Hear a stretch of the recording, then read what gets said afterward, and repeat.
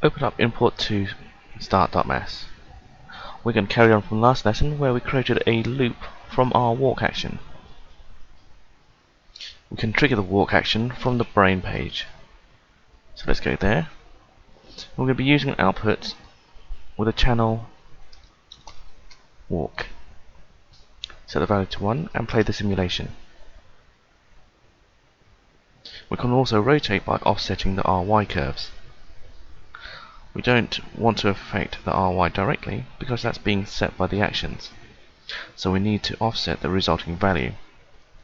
To do that, we'll use output and in square brackets type in RY colon offset.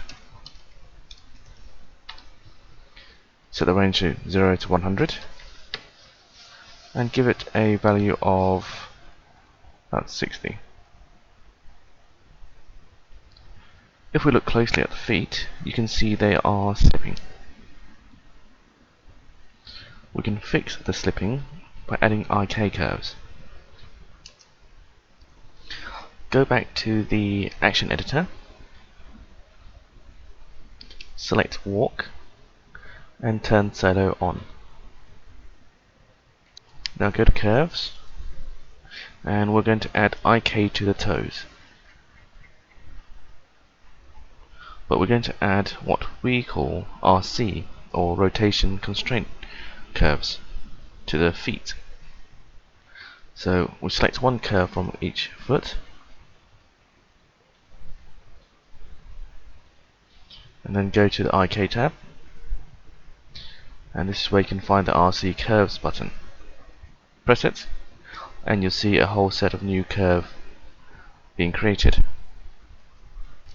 What they do is control the angle of the foot relative to the agent rather than relative to the lower leg. This removes any ambiguity when we try to solve for toes. It also means we can maintain sensible rotations for the feet when we do terrain adaptation. So let's go back to the Curves tab and select the toe bones. Then go back to the IK tab and click the IK Curves button. Now if we do Alt-I,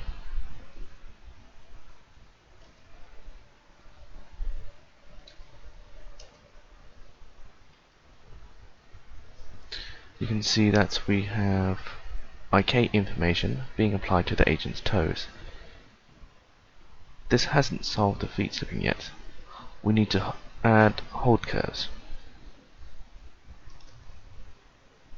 So while the toes are selected, we can hit the hold curve button.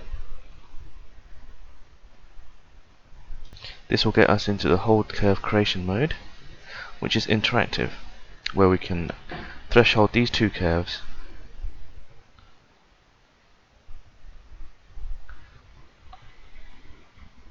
so the blue curve represents the speed of the right toes in this instance,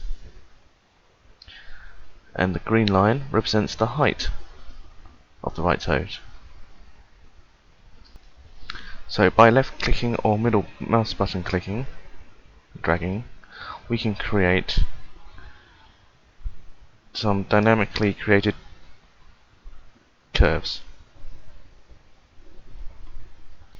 These are automatically generated IK hold curves, and they're the result of thresholding these speed and height curves that we see in the background. So in the view window, we can see the results of the IK indicators going red when hold is on.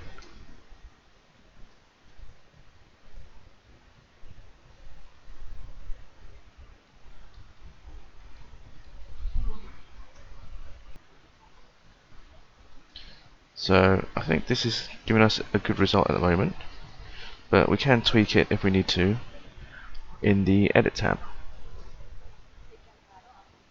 I just need to move some of these points if we want to.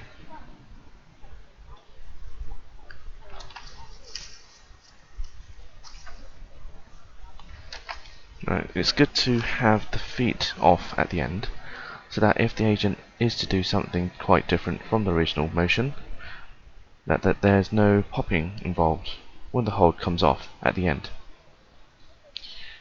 Now, if we come out of this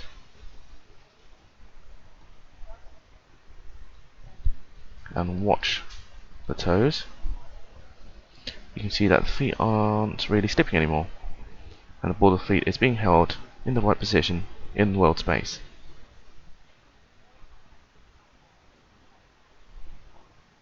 We can now save the actions and save the agent, so that when you want to reload it, it will begin with the amended action.